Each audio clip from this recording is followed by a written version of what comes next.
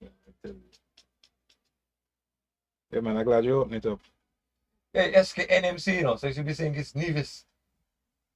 Oh no, sorry. The International. My apologies. Okay, I'm ready. Hey, why we kept Nevis? Nevis wasn't supposed to have Okay, we ready to go. to start the thing. They never started. We ready to go. Right. Right. Good evening. Welcome to another edition of the Rapport with the Men Council, the St. Kitts National Men's Council, and we are delighted to be here once again. We do count it a privilege and an honor to share with you and bring to you topics of interest, topics that will spark some discussion and would hopefully redound to the benefit of all.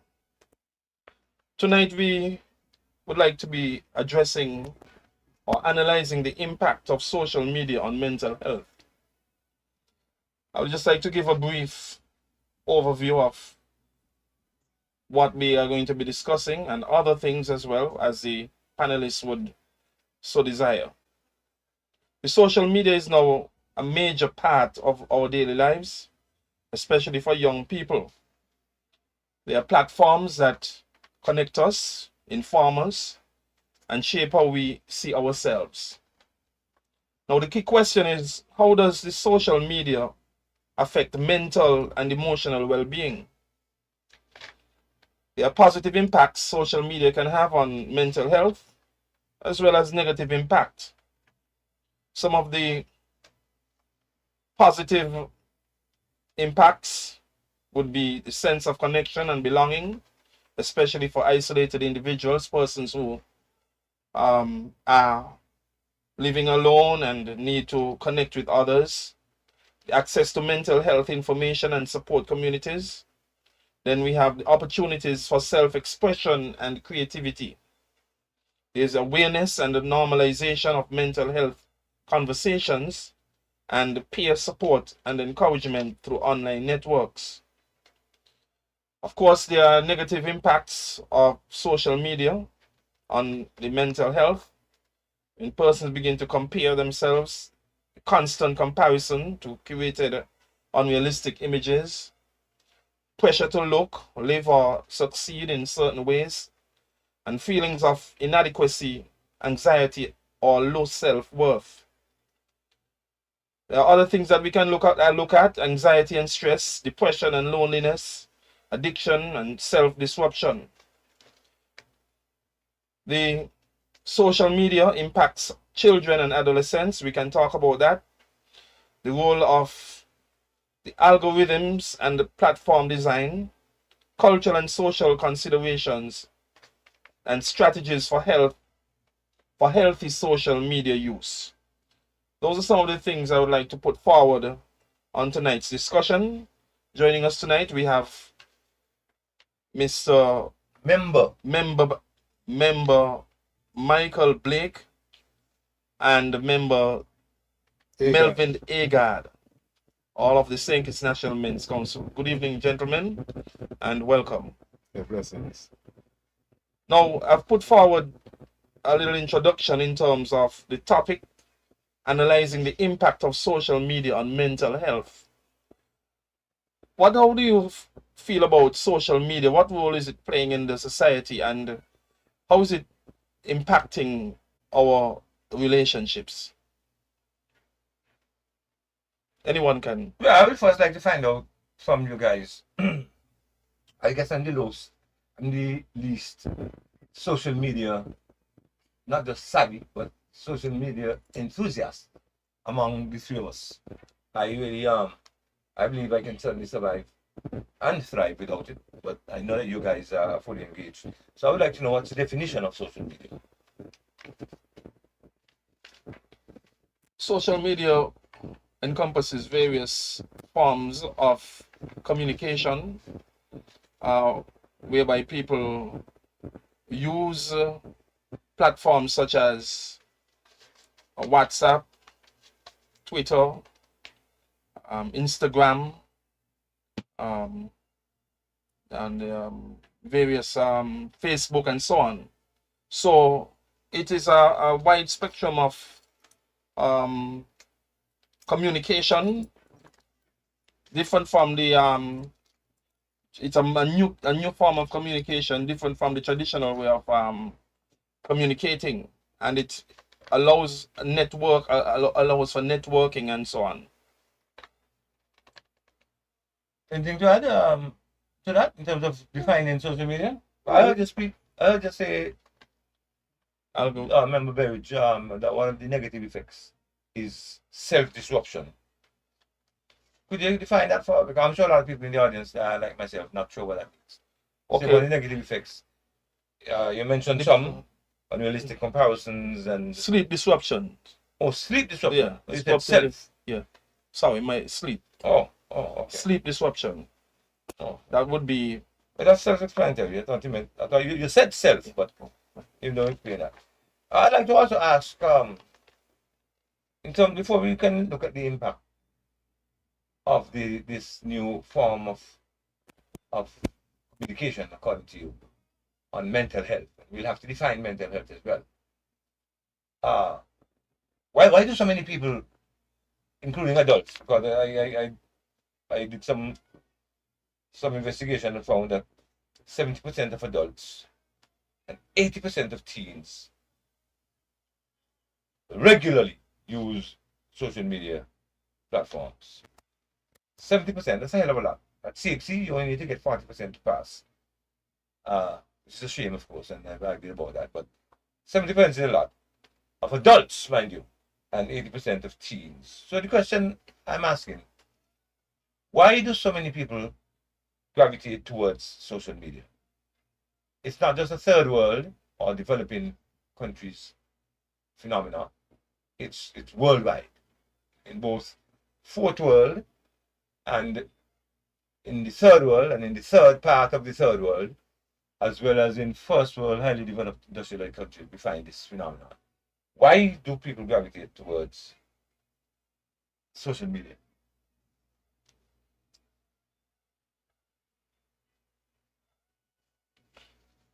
Well, I believe that so many persons nowadays are gravitating towards it.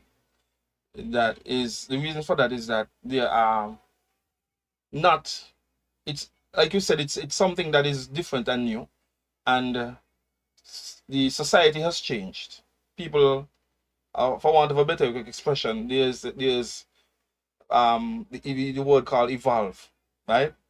People have moved on to various forms of entertainment, and there are different distractions and so on, things that would stimulate or motivate or speak perhaps spark the pique one's interest.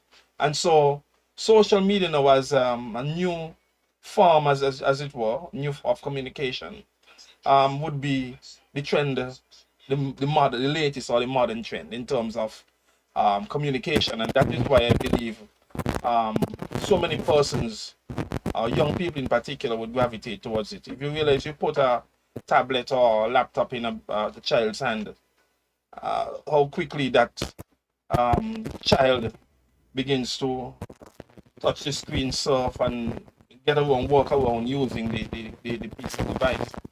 And that in itself tells you that there is a propensity towards that for it to the young people to get involved in it and to embrace it. But the question we're discussing presupposes that this widespread use of social media is negatively, adversely affecting mental health. That's what the topic implies. You So know, if we're social media, analyzing the impact of it. We're saying it could have positive and negative impact. no, I'm saying the implication is clear that it is the effects are negative because now when we speak of mental health, really, and like I said, we have to define that. We normally look at mental health in from a perspective of the non-positive connotations or implications. So that those of us who don't have issues with being in control of our mental faculties and doing the right thing, thinking analytically, thinking spatially, thinking critically, thinking deeply as opposed to superficial thinking, which is common around the place here, including from politicians and ministers of religion and so on. There is superficial thinking.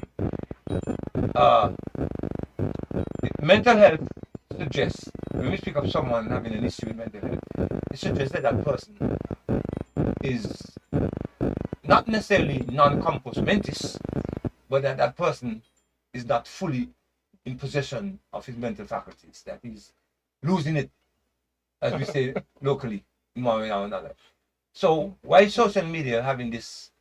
Because I've read quite a bit. I've read quite a bit about social media having a negative effect, especially on younger people. This is why in the United States, the great United States, the bastion of liberty, where people are free to do as they like. They take the concept of freedom to absurd extremes. You know, that schools and educational institutions are banning students from accessing or using certain gadgets, which they use to access the social media platform. They're banning them from use in school, certainly in the classroom, which is a good thing because it is because it is because the United States had started to accept that folly, in my mind. I mean education in a serious way, not just superficially myself. I've been in education myself for years. It is after the United States had introduced that, while the rest of us followed. And just as we're waiting for the United States to fully legalize marijuana for us to follow down here, just as we're waiting for them to do a lot of things before we follow, because that's how we are. We are mimic men, according to Vivian Naipaul, a Nobel Peace Prize winner from Trinidad. We are mimic men, we just copy things. So I'm just asking myself, social media is a good thing. It's supposed to be a good thing. Why is it having this kind of effect to the point where schools in the United States, like I said, in other first world countries, Finland, Norway, Japan, are now banning these devices, these gadgets? What's happening here? Well, I think what people abuse and overuse everything. Yeah. So when you find young people, for example, they may not they have their phones, they have their smartphones and everything. They have the WhatsApp and the parents are not telling them, well, okay, you have 2 hours or 1 hour on the WhatsApp or social media. They will take it to the extreme and spend a lot of time. So their brains are not developing. They are more vulnerable to certain attacks and so on by persons. They increased risk of anxiety and depression, and they're always looking at the images and so on and doing selfie and all, and sending it to their friends. They are not. Nobody is regulating the use of it and controlling and giving them guidance as to how to go about using the social media, and so it has become a problem. That was another one question I had. Who controls and manages the content of social media? Who controls and manages the content of social media? Is it just something for all? You have device, you do it as you like, you can access all kind of things and do all kind of things at your leisure, whimsically, efficiently. There's no control over that. You're asking in general or think it's English? The question is a general question. The question is not limited itself. Yeah, well, general would be kind of too wide because different countries would have their own regulations and so on. And so on. Okay, give us some Right. Well, speaking of saying it, there's no regulation. There were some ideas one time. A politician may have not liked certain things that went on, and therefore was trying to enact something to limit certain things to do with one social media platform. But since that conversation, we have many that have written since. So I don't know what his plan would have been going forward. But outside of that small conversation, there is no regulation as such. But just to kind of roll back a little bit, let's look, for instance, when St. Kitts did this laptop program. Well, for some strange reason, the government of the day think that they were doing something good, not thinking about the fact that one, the parents, they're not computer literate. A vast majority of the teachers are not computer literate, but yet you're giving children laptops. So the question you ask, who's going to monitor that? Who is going to regulate that? Who? And the answer comes down that no one. Right?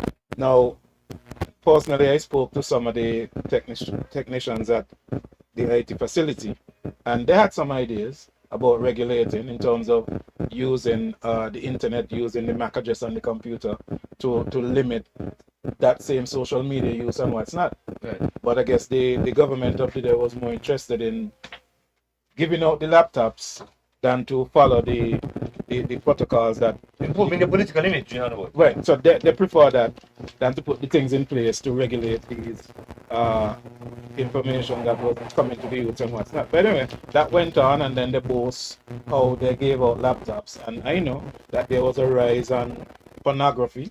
The youths and them were able now to access pornography. I mean, when we were little children, we caught with a magazine, we getting licks or we got hide and different things and so on. Playboy and them, yeah. Exactly. No restrictions. You give them laptops, no restrictions. They're at the dinner table looking at it. Exactly. So, and then, but this, to go behind all of that now, it come back to the family.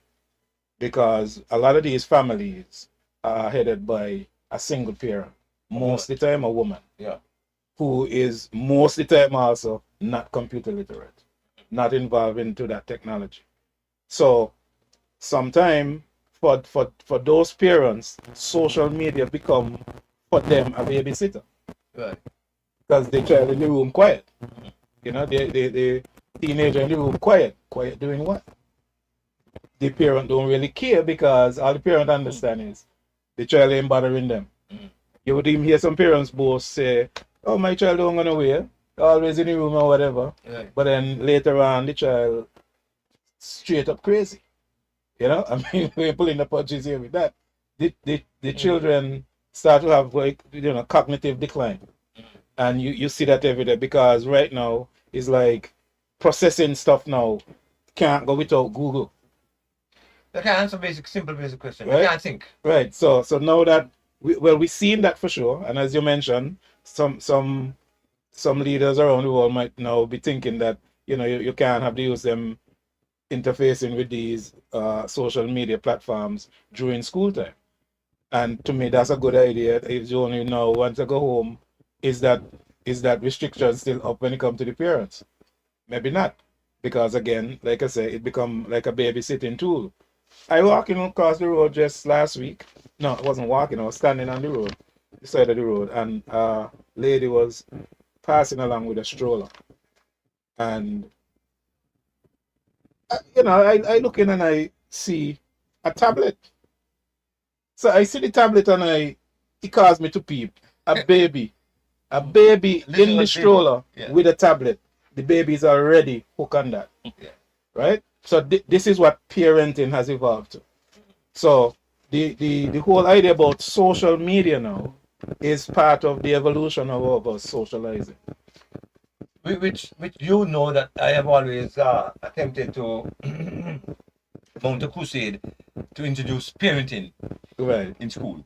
But it seems to me that social media is now contributing to my case and my cause. That we need to introduce parenting education in the schools because you correctly stated that parents are now seeing a part of their duty. That's what they see it as part of their duty is to provide the child Provide the child with with these this things. with this device. In other words, if you don't, you start training the child because as far as I'm concerned, everybody else doing it. Every other child has it. So I got to give my child this. And as I said, no more pacifiers and no more lullabies to Just a tablet. just a tablet. Well, there's a lady on my job, she said, realizing what's going on and the impact of the social media on children, she told me recently she's taken away the tablet that she gave her son, and she's going to go back to basics and read stories to him at night. She's going to They want to play games, pool, and different things. Give her a kiss to me, please. That might be a little too late though. Give her a kiss to me. Because More power to her. How old is the child? how old is He's in grade 1. Oh, okay. It's That's salvageable. that's good. It's Yeah. salvageable. It's That's still be good. salvaged. Because if that child reach grade 6, Mother work. I don't think she could get that done. Yeah. The withdrawal symptom alone would involve a lot of hateful action between the parent and child. Sociopathic behaviors. Yeah. Sociopathic behaviors. Mm. So she's starting early. So while we concern sometimes, I mean, not to say that I think children should be smoking weed, but that seems to be more of a concern for our society to see who's smoking weed than to think about the consumption of all this information coming through social media that is causing the children cognitive decline and also putting them in that state of mental illness in some areas that we don't even seem like we want to admit, but it's quite clear that we are seeing some situations where the children are no longer able to basically like keep basic conversations. Right. So and thought, of course, has a deleterious effect on socialization. Because instead of being out there with people, so apart from being in school, and a lot of them in school, of course, from the time they pay superficial attention to the teachers, and from the time they get break or lunch, it's back on the phone, back on the gadget. And then when they go home, it's nothing but gadget all day, which is why the parents are largely correct when they say they're always home, they're always in their room, Right. because they are glued to that thing. Consume. You take it from them and they're incapacitated. Yeah. You take it from them and they become disoriented. You take it from them and they become totally disengaged. They become upset and angry. Yeah. And they hate you. Yeah. And they'll tell you that. Because for them, this gadget is what is keeping them alive. It's keeping them active. It's the purpose for the depth of their being. And to take it from them it's like driving a nail in the coffin. Or I'm taking a cigarette. If you take a cigarette from a man, it's the same kind of going on bad. Yeah, those who are addicted, yeah. Yeah. So it's a similar thing. So I wanted to tell that lady, if she's listening tonight, congratulations to you, more power to you. If not, I wanted to give her a hug and a kiss when you see her tomorrow. Yeah. But I mean, I heard you mentioned something about Finland and Some countries yeah, which countries have like done Sweden. that. It's there was a story said 104 million euros to correct a mistake. Sweden says no to major school policy it once championed, and that is the digital media allowing children to. It's now saying no Yeah. to that policy which it was once totally in favor of, which it advocated for and implemented. Sweden, along with the other Scandinavian countries, the Nordic countries, Northern Europe, Western Europe in general, and a lot of the developed countries. So then we here in St. Kitts, because with our curriculum and so we're moving towards the use of digital technology and all of that. We put a lot of emphasis on. Now we have to be careful because the governments around the world are referring to and resorting to digital IDs for the purposes of control, for the purposes of managing and manipulating people's information in such a way that they control your choices. They know all about your bank accounts. They know all about your personal information. They can dictate where you travel to and when you travel to, when you travel where to, and for how long and all of that. They know what your tastes are. They know what your sex life is like. So it's a double-edged sword. Digital ID sounds decent on the face of it because it's supposed to facilitate and make more convenient certain transactions that we have to engage in. But behind that facade, it's really a means of control to dictate and determine and direct your life. So do you believe that children should not be allowed a smartphone or a cell phone? Yeah, well, the years I spent in education, even though the government had passed a law, passed on to the schools, which said students are allowed to have phones in schools, just that they're not allowed to keep them on while they're in the class. They're allowed to have them in the classroom, but they mustn't keep them on. I did not allow students to come in my classroom with the phone, even though the Ministry of Education had a school policy that said they're supposed to be allowed phone. You couldn't have no phone in in my classroom. If I see with it, I confiscate it and take it away. Hmm. Well, don't talk about when I was in leadership as deputy and principal, because then I would definitely take them from you without any hesitation, keep it in my office, and give it to you at the end of the day. And if you give trouble, I give it to you later, at the end of the week or at the end of the term, unless your parents came for it. What So did you even tell though us the that school rule said that. my mother needed to contact me? She said she's gonna call me 10 o'clock this morning. That There's is an not your emergency. mother had no right calling you at 10 o'clock when you're in class. A break time. Then she calls you at break time using the school phone. That is why every school has a phone, a landline that works. So that's always been a foolish excuse. My parents have to contact me. What did our parents do to contact us? And weren't we always in contact? Didn't they always know what was happening in the schools? Yeah. What right does a parent have calling a child at 10 o'clock according to you? Or at 2 o'clock? Because some parents don't even know when their children's lunch break is. Or recess. They don't know. Some parents don't even know which class their child is in. But they want to be able to call them on the phone. I don't know what class you're in. I don't know your homework teacher. I don't know what subject you're doing. But here's the phone. And if the teacher tries to take it from you, then the teacher will say, I might want to call you during the day. I might want to call you during the day. Or you might want to call me. That can't pass by me. That can't pass by me. Yes, you're right, because if there's an emergency. And I make no you have to apologies go for to it. the That office, is my yeah. practice and my policy. And if I were to go back in the school tomorrow, it will be the same thing. Because in my evening classes, and I just came here from one, which I resumed, by the way. Nobody can have no use no cell phone in my class. So, so banning the use. Not a cell phone, sorry, any gadget, because that applies to iPhone and iPad and all the whole works. So, what about banning the use of social media for children under a certain age? Banning social media, you mean banning the gadget which gives them access to social media? Which one? Because it is possible. I don't know if I can answer this question. It is possible for a child to have the latest, the most advanced and sophisticated iPad or iPhone or whatever, but he or she cannot access social media on it. Would that make sense? Or is it a contradiction in terms?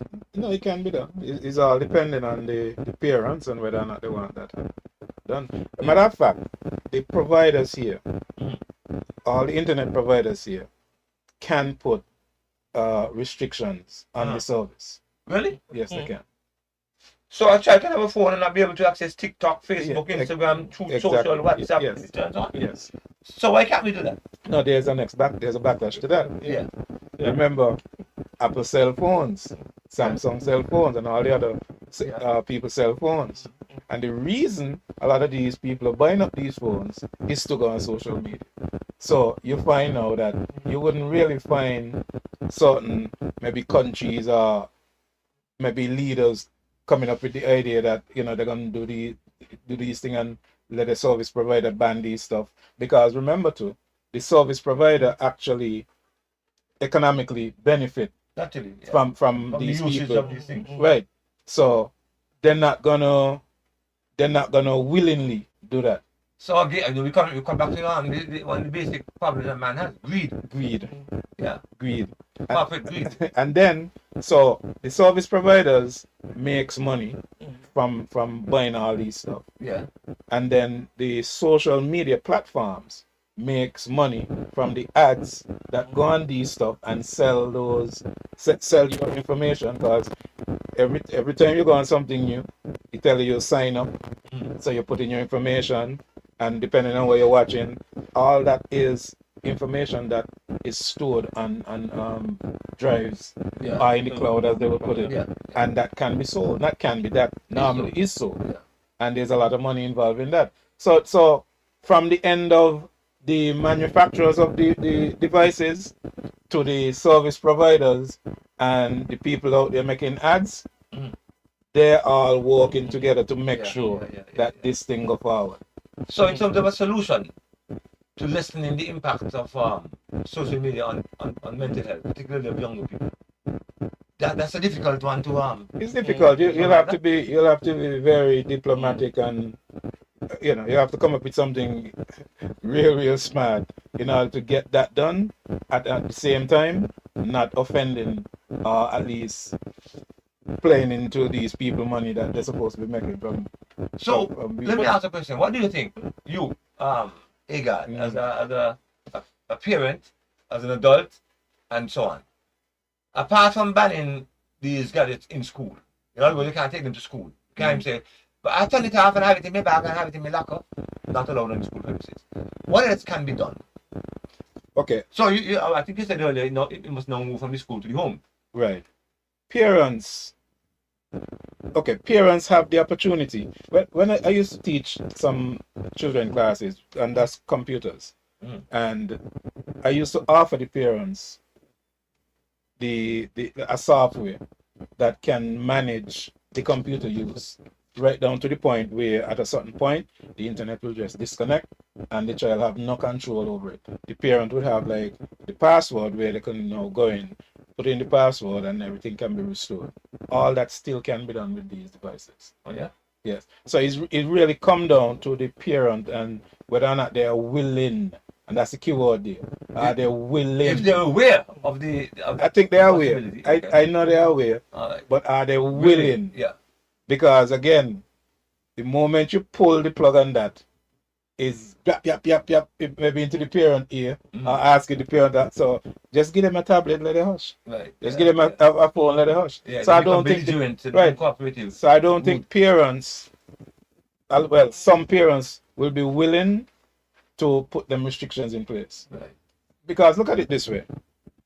There's a lot of things going on in the school system that don't make sense. Right. That's And parents are not fighting it. not at all. Yeah. Matter of fact, some of the teachers them are parents themselves. Right. Sure. So the fact that they're not fighting these things, when we look at these things and realize this don't seem right, it's all them parents and teachers you have to go up against. Yeah. And then to see where does the government stand in all of this, because they're looking votes. Right. That's the problem. So when you look at it, it's a delicate situation. That parent who you saw with the child in the stool might very well be a teacher. Might very well. I was a young woman. So imagine this child now, by the time that child turns 5, his mother walk. But I wanted to add this. Now that you mentioned that, let me bring this right back. I don't know how many of you observe this, but some of our children now are speaking with American accent. Yeah. Yeah. They're not mimicking their parents anymore, because interaction with them and the parents is less That's true. Than than with on the gadget, with the right, gadget. and the gadget. So now the children are now speaking like the whatever it is that the gadget is Mimic presenting. men, yeah, that's a shame. So as you mentioned, the mimic. Yeah, mimic Yeah. men. So That's true. and the parent, but let me show you the backlash with that. The parents love it. The parents love the idea that their child Youngkins. sound like an American. I'm telling you, look, we have some serious problems. We have some serious problems. You remember when COVID, not to stray, but you remember when during the COVID time we were on lockdown. You remember that on the lockdown there were a lot of people still leaving their homes, going places. Well, I could tell you personally, I've seen people who normally home don't really go nowhere. And the moment they hear stay home, they're gone places. Yeah. You don't need that like that. So I haven't fought in philosophy the pants as you know them. In other words, they're like a child. You don't dare give a child and put something there and tell him don't touch it. You know he's gonna touch he it. get curious. He gets curious now. Why shouldn't I touch it? Especially when you're not for that around. I mean, what in the box here when mommy said, daddy said don't open it? Well, I got to look and see. So it's like something like that. That kind of effect it has on children. But do I want to ask you? Man is basically 2 dimensions, yeah, and everybody knows that. Social and spiritual. And the churches are the only institution set up to cater to the spiritual dimension, and of course I've always argued, I've written about it, that they're doing a very poor job in that respect.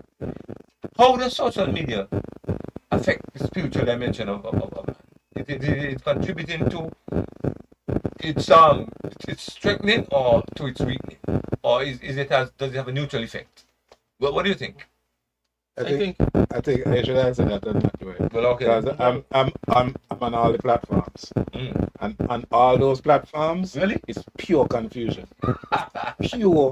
pure. Not filtering nothing. Unbridled. Pure confusion. Wow. So You have confusion in Christianity. You have confusion in Islam. You have confusion in Voodoo. You have confusion in Rasta Yeah. It's just pure confusion. So when it comes to the church now, for them, Google now become their friend. And let me tell you something about searching stuff on Google. Because some people pin everything that they are about on Google. Yeah. Right? Google is the beginning and the end of truth and Right. objectivity. So let me tell you this. You have to be careful with, because Google only respond to you according to what is trending, what most people are talking about, and not necessarily truth. But I told people before, late last year, I Yeah. Googled where in the Caribbean does Ghana, the Republic of Ghana in Africa, have an embassy. And Google came back and told me in St. John's, Antigua and Bridgetown, Barbados. And Ghana does not have an embassy anywhere in the Caribbean except in Havana, Cuba. Okay. But here is Google telling me in Antigua, St. John's, Antigua, and in Bridgetown, Barbados, with nothing tall goes up. Right.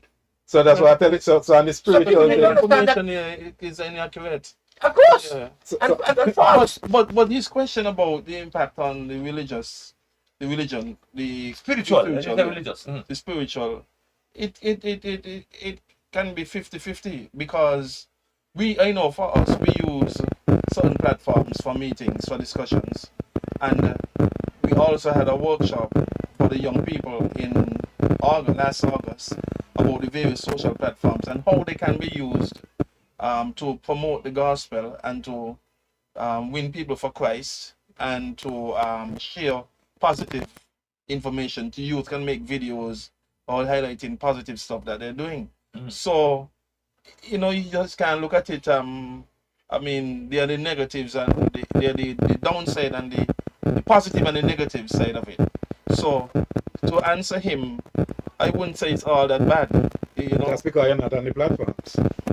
And then You're talking about a platform. Zoom, to we have use. church on Zoom and so on. But if I'm not mistaken, we're talking about the platforms that offer content. Yes. And if you're talking about about Zoom and Skype, that's just you taking up a phone and making a call, basically, with image. But if you're talking about content, that's a different conversation. So I'm saying that we encourage them, because we recognize them, like they want to be on TikTok, they put out videos and so on. And we say, why not create some videos, some positive videos that would encourage another young person, or share something positive about yourself, spiritual, put up a scripture verse or something. Those are the things that we are looking at, the good side of it. By the way, for the record of what it's worth, I'd like to make it clear here and now on Central Plains Radio that I personally am only on WhatsApp. I am not on any of the other platforms. I encourage you to study. Okay. Don't go further. I have refused I encourage you to be on study. any of the others. I wish I was in that position. Oh yeah. You're one of them. I'm on all of them. Just like all of them. All right. So it is a peace of mind Oh yeah. to not be engaged. Definitely. And no, I'm into the technology for a very long time now. Right. And I'm not into it because I'm curious about the content. I'm more curious about how is this affecting the youths. I'm not going to use the word that you use, positive and stuff like that, because sometimes that could just be relative, subjective at times, because even very truth itself can be subjective. And so you find that what some people consider to be positive might be a motivational, like, we got these big mega churches which deals with motivational content and not spiritual content. Right? So something that is giving more of a motivational, emotional response. Exactly. So you might so when you use the word positive, I was hoping that you would give an example, because positive, what you might dub positive, I might have a concern with it.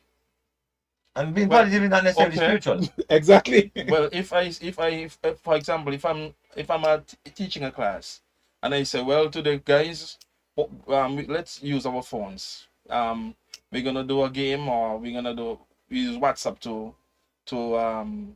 send a video, or to share some information quickly to our peers and so on. Use one of the platforms to get a course to do the lesson.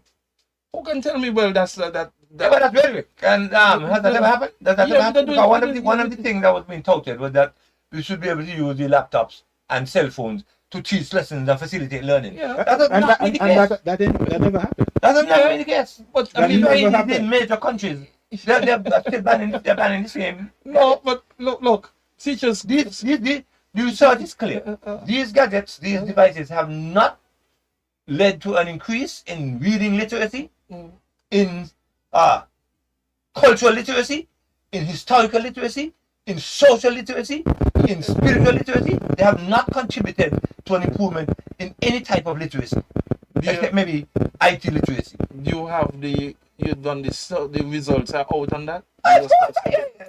Because Some have done some. It is some these results which have led to the decisions of these authorities in other countries to ban the gadgets.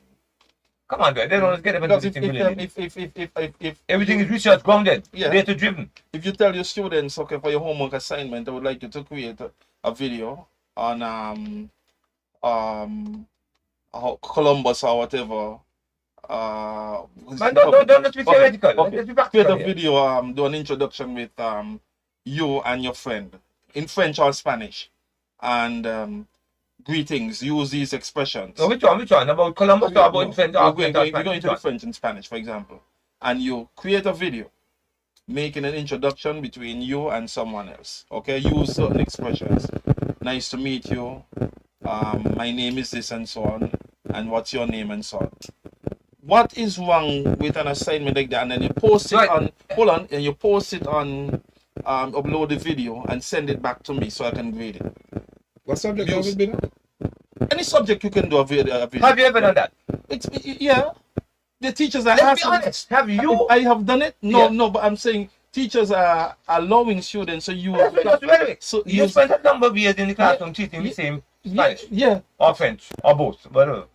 Have you ever done it? Yes, yes, So what are you talking about? yes. We've asked them to create videos, Oh my but then goodness. not. Yes or no? Yes, but not all these platforms weren't there. For But we've grading? asked them. Yes, we've asked them to Dwight, create video. during the COVID lockdown, parents and teachers, they were having discussions about how the children gonna get their work. Yeah. You know what the teachers been doing? Taking the phone, open a book, take a picture and send it to the parent. When we're talking about laptops that was given out, Yeah. we're talking about a matter of fact in 2020, where technology was and still is even more now advanced, and you're taking your phone to take a picture. We have scanners. We have all kind of data readers. We have pen right now. You could run across a book and copy that data there like a. Because they themselves No, I'm just trying to show you. Let me finish. Go ahead. The point I'm trying to make is that Right. even during that time, the technology wasn't even being used for any real Which impact. is what was supposed to do. Which is what Right. was supposed to happen. Exactly, and that never happened. So when you're talking about video, the reason I asked you which subject, because I could understand if you're teaching video, like a video making class or something like that. That's it. That's where it's for, right. Then that would make sense. Absolutely. But to tell me that you're using that for It never happened. Spanish or Does French, not happen. I mean, I really don't see it making any sense. It My- does not happen. That's just my It does not happen. That's just my to you, opinion. to you, it doesn't make sense. What I mean, you can No, get. no, it does not make sense. It does not happen. Well, the thing is, we are looking at how social. We are looking at the impact, analyzing the impact of social media on mental health, and we are saying that it can be used for good. The mental health doesn't necessarily have to be on the downside, the negative side. It can, students can share information. People can, not just students, but people can collaborate, work together through social media. This is what we're on a platform right now, which is social media, and a message is going out to the public. So the mental health, as you mentioned, most cases is on the negative side, but it can in saying we have to see what is really the impact of it on mental health of the young people, the elderly, the teenagers. What is really the impact in St. Kitts? Yeah, we will have to find a way of measuring that. So I That has don't to be done scientifically. So I don't see I that. don't know if you're capable of doing that. But in our context, I don't see that. It's such a CARICOM bad did some thing. studies, you know. I don't see that. It has that. Um, you But know. what positive effects has social media have? What positive effect has social media had on on our young people?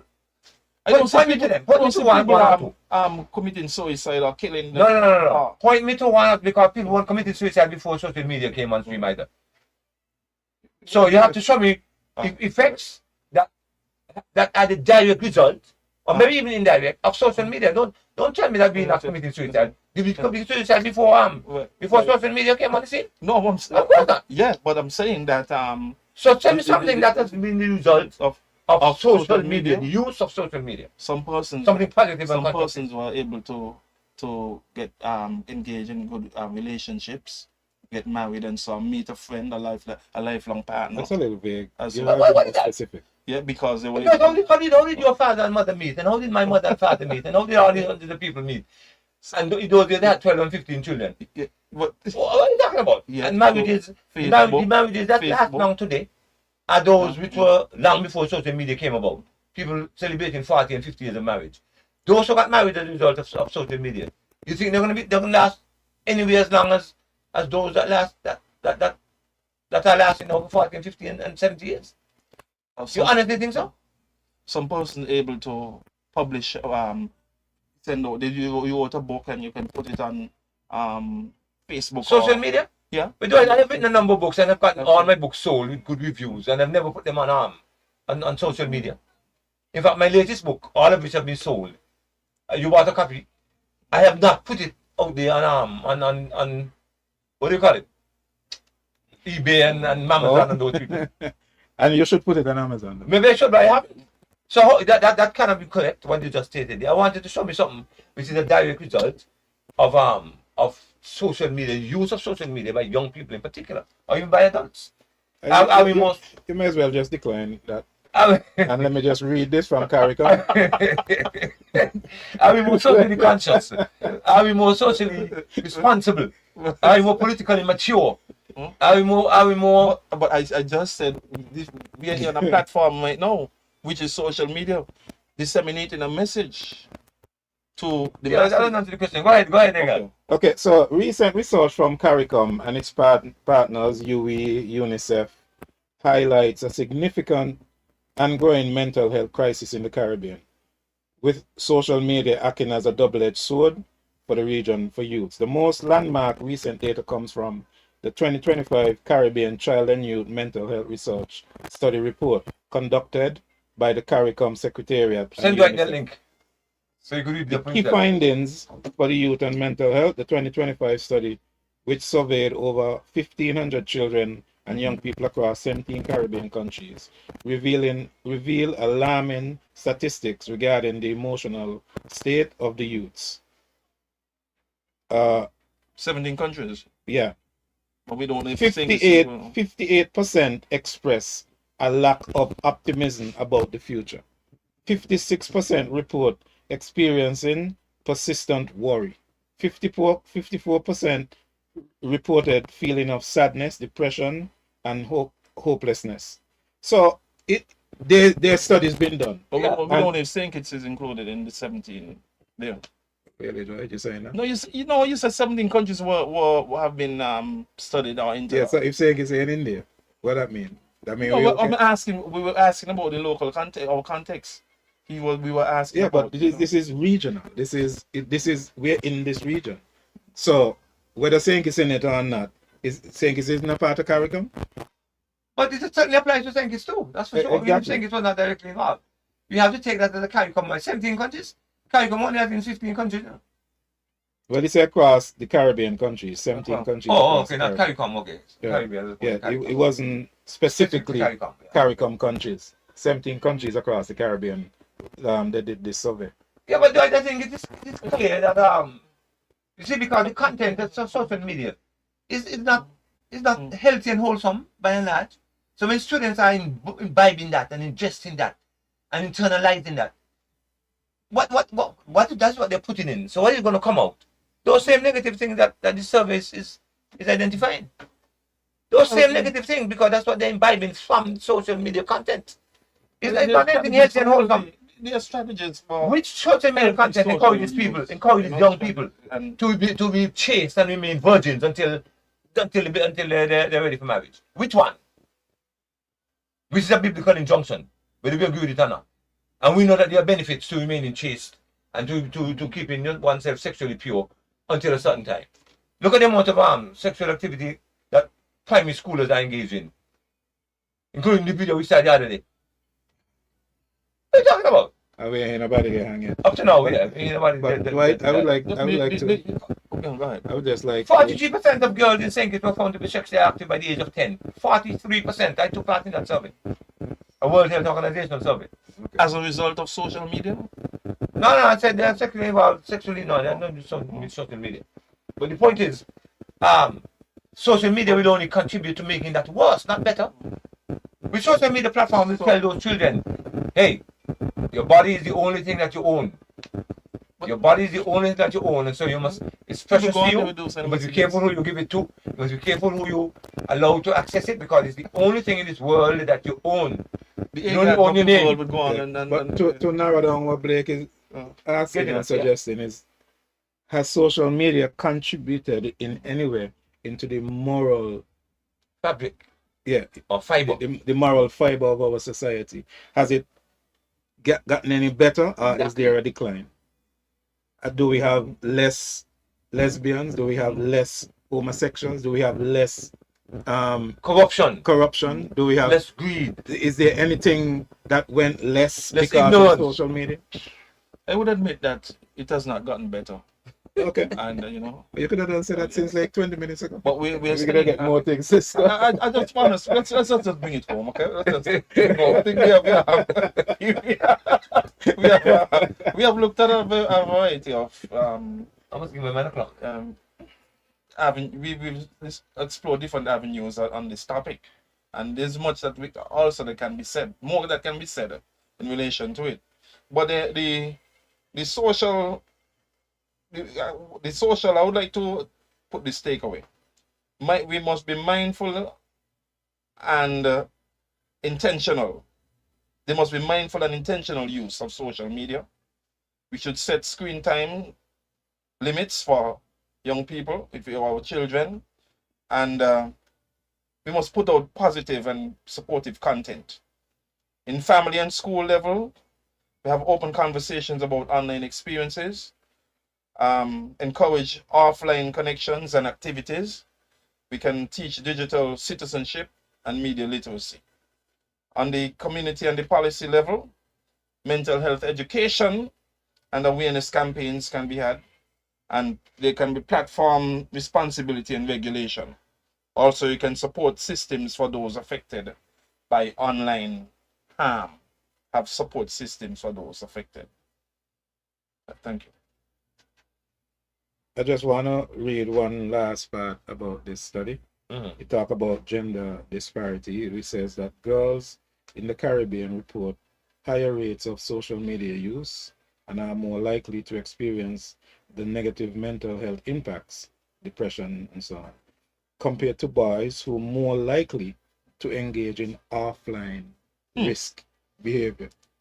You know, boys will go probably burn some weed, and maybe too, like for instance, a lot of boys play football and you know, soccer And basketball. and so on. So all that's offline time. Right. Yeah. Whereas because the girls are not really doing much of anything, there's more. And the parents like to tell the girls stay home. So that they can keep the family ties Right. intact. Right. So you have see, that little And disparity. then y'all have been asking, you remember you asked the question, why is it person not involved in organizations and a lot of clubs and activities and so on?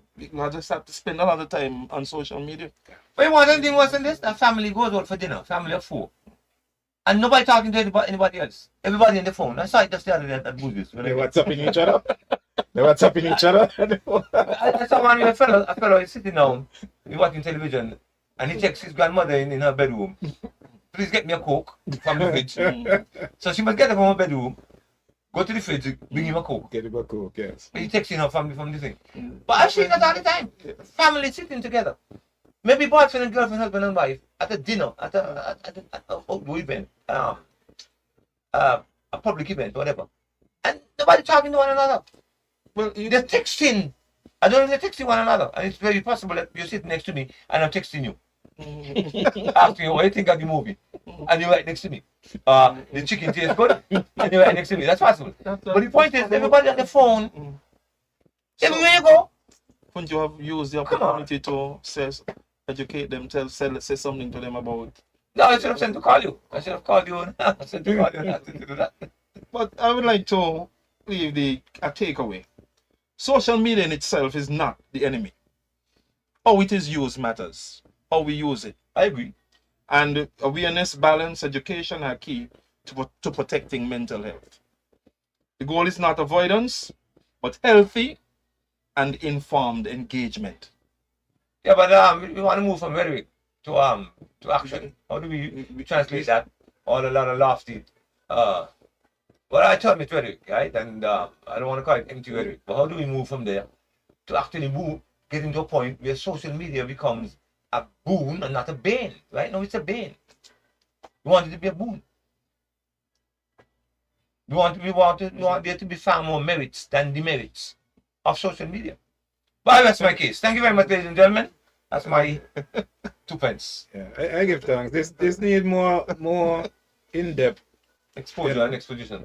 yeah, because there's a whole lot, and I might just have to disagree with Berridge saying social media is not the enemy. It's clearly the enemy presently. So while the coding and so on may not have been, and it may have been to really do what it's doing now, and I think it actually is designed that way because we've been studied by a lot of these people to understand what excite people, what keep you to the screen. We've been studied. So to create an app to keep you to the screen, that's your enemy. Yeah. So I beg to disagree It's like sugar, respectfully. you know. The folks know that we're addicted to sugar, so they deliberately that we love this sugar. Exactly. They put sugar in everything to keep addicted to it. You think KFC is your friend? Yeah. Burger King? They're not your friend, they're your enemy. They're basically the enemy. Definitely, of course. Causing obesity and Yes, unhealthiness. All kind of entities. Creating an app for Yeah. that, but you can create apps for. We can go on and on. You can create an app to learn Chinese. You create an app to for the Because there are apps how to make bombs. Yeah, right. So let us, But behind what you said, I guess you could build a story and it could make sense. I'm just respectfully disagreeing with you. Okay, with that. but there you had it, ladies and gentlemen. We thank you very much. We want to bring this. We're bringing this discussion to a close now. It has really been productive and very insightful discussion, and I believe more can be said. Once again, we thank you for viewing. We thank you for listening, and we look forward to coming your way again next time with another edition of Rapport with the Men's Council. Good night. Yeah, blessed greetings all. Shalom.